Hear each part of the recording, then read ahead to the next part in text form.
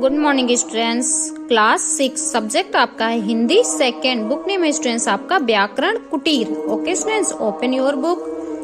Students आपका जो chapter 11 था वो कंप्लीट हो चुका था, उसके आपके ये सारा बुक भी कंप्लीट हो गया था और इसके क्वेश्चन आंसर भी कंप्लीट हो गए। आई होप ऑल स्टूडेंट्स ने इसको कंप्लीट कर लिया होगा। ओके स्टूडेंट्स, आज हम रीड करेंगे चैप्टर 12। ओके, चैप्टर 12 में स्टूडेंट्स आपका अलंकार। तो सबसे पहले हम क्या जानेंगे अलंकार के बारे में। आइए, अलंकार का शाब्दिक अर्थ है आभूषण। अलंकार का शाब्दिक अर्थ क्या होता है? आभूषण। अलंकार जानते हो ना, आभूषण क्या होता है? जो स्त्रियां पहनती हैं, जो वो ही आभूषण होता है। जिस प्रकार स्त्रियां स्वयं को सजाने के लिए आभूषणों का प्रयोग करती हैं, उसी प्रकार कवि या लेखक भाषा को शब्दों या उनके अर्थों से सजाते हैं। वे शब्द या अर्थ जिससे किसी वाक्य को सजाया जाता है उसे क्या कहते हैं? हम अलंकार कहते हैं।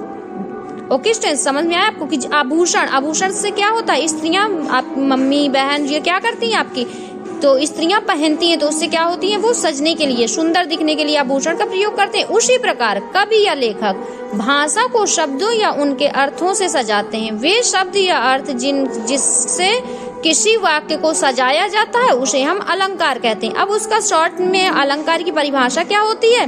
काव्य की शोभा बढ़ाने वाले तत्व हमारे क्या कहलाते हैं? अलंकार कहलाते हैं। काव्य की शोभा बढ़ाने वाले तत्व हमारे अलंकार कहलाते हैं। ओके स्टूडेंट्स, फिर आपका आता है अलंकार के भेद। अलंकार के कितने भेद होते हैं? तो अलंकार के स्टूडेंट्स 2 भेद होते हैं। पहला है आपका शब्दालंकार और दूसरा है आपका अर्थालंकार।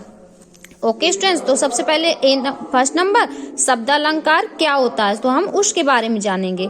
ठीक, तो शब्दालंकार जहाँ कविता की सुंदरता को बढ़ाने के लिए विशेष शब्दों का प्रयोग होता है, वहाँ हमारा शब्दालंकार होता है। शब्दालंकार किसको कहते हैं? जहाँ कविता जो होती है उसकी सुंदरता को बढ़ाने के लिए जिन शब्दों का, विशेष शब्दों का प्रयोग होता है उसे ही हम वहाँ शब्दालंकार कहते हैं। फिर स्टूडेंट्स आपका आता है शब्दालंकार के भेद। तो शब्दालंकार के कितने भेद होते हैं? 3। शब्दालंकार के कितने भेद हुए? 3। पहला है आपका अनुप्रास अलंकार, दूसरा है आपका यमक अलंकार और तीसरा है आपका श्लेष अलंकार। इसके बाद हम सबसे पहले किसके बारे में जानेंगे? अनुप्रास अलंकार के बारे में। आइए, अनुप्रास अलंकार किसे कहते हैं? जिसमें एक ही व्यंजन वर्ण की आवृत्ति होती है, अर्थात एक ही वर्ण बार बार आता है, वहाँ क्या होता है? अनुप्रास अलंकार होता है। जैसे आपने देखा ना, क्या हुआ कि जिसमें एक ही व्यंजन वर्ण, एक ही व्यंजन का वर्ण क्या है? वर्ण की आवृत्ति होती है, अर्थात एक ही वर्ण बार बार आता है। अनुप्रास अलंकार में जो एक शब्द होता है वो बार बार आता है, तो हम उसे अनुप्रास अलंकार कहते हैं। जैसे चारु चंद की चंचल किरणें खेल रही हैं जल थल में, जहाँ चा वर्ण की आवृत्ति एक से अधिक बार हुई है, अतः यहाँ क्या होता है? आपका अनुप्रास अलंकार होता है। आपने देखा कि यहाँ पे चा फिर चा कितनी बार हुई? इसकी आवृत्ति, एक ही वर्ण की आवृत्ति बार बार हुई, तो वहाँ पे हमारा क्या हुआ? अनुप्रास अलंकार हुआ।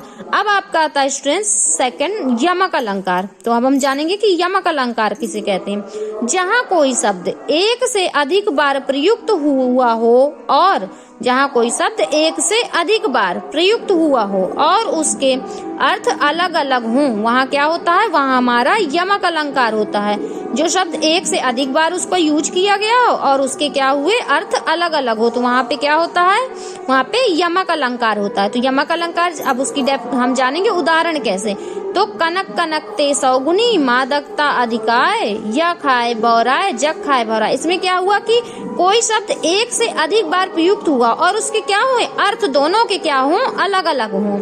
दोनों के शब्द तो हमारा एक ही प्रयुक्त हो रहा है, लेकिन दोनों का अर्थ क्या हो रहा है? अलग अलग दे रहा है। एक कनक कनक, यहाँ पर पहले कनक का अर्थ क्या होता है? सोना, और दूसरे कनक का अर्थ क्या है? धतूरा। तो दोनों का क्या हुआ? दोनों है तो वर्ड दोनों एक समान, लेकिन दोनों का अर्थ क्या हुआ? दोनों का अर्थ अलग अलग हुआ। एक कनक का अर्थ हुआ सोना और एक कनक का अर्थ हुआ आपका धतूरा। तो जो सोना पा करके भी लोग पागल हो जाते हैं और धतूरा खा करके भी लोग पागल हो जाते हैं। ओके स्टूडेंट, लेकिन दोनों का अर्थ क्या हो रहा है? दोनों का अर्थ अलग अलग हो रहा है। इसके बाद तो यहाँ क्या हुआ, अलंकार, यमक अलंकार हुआ। अब आपका आता है श्लेष अलंकार, जहाँ कोई शब्द एक ही बार प्रयुक्त हुआ हो किंतु उसके अर्थ एक से अधिक हो। अब यहाँ पे क्या हो रहा है कि यहाँ पे एक जो आपका शब्द है वो एक ही बार प्रयुक्त हुआ हो, लेकिन क्या हुआ, उसके अर्थ आपके कई निकले, वहां पे श्लेष अलंकार होता है। ओके स्टूडेंट्स, तो जैसे जे रहीम गति दीप की कुल कपूत गति सोए, बारे उजियारे करे बढ़े अंधेरा होए। तो यहाँ पे क्या हुआ, यहाँ बढ़े शब्द का एक बार प्रयोग हुआ है, बढ़े शब्द आपका एक ही बार प्रयोग हुआ है, परंतु उसके दो अर्थ निकल रहे हैं। एक अर्थ है बालक का बड़ा होना और दूसरा अर्थ है दीपक का बुझना। क्या हुआ, आपके बढ़े शब्द प्रयुक्त एक बार हुआ, लेकिन उसके अर्थ क्या हुए, उसके अर्थ अलग अलग हुए, उसके अर्थ अलग अलग दे रहा है। एक बालक का बड़ा होना और एक बार है दीपक का बुझना। तो क्या हुआ, वर्ड एक है लेकिन इसके अर्थ अलग अलग हो, तो वहां पे क्या आता है, श्लेष अलंकार आता है। ओके स्टूडेंट्स, यहाँ तक आपका कंप्लीट हो गया। एक बार आप लोग भी रीड करेंगे यहाँ तक, फिर नेक्स्ट डे मैं आपको यहाँ से रीड कराऊंगी। Okay, thank you.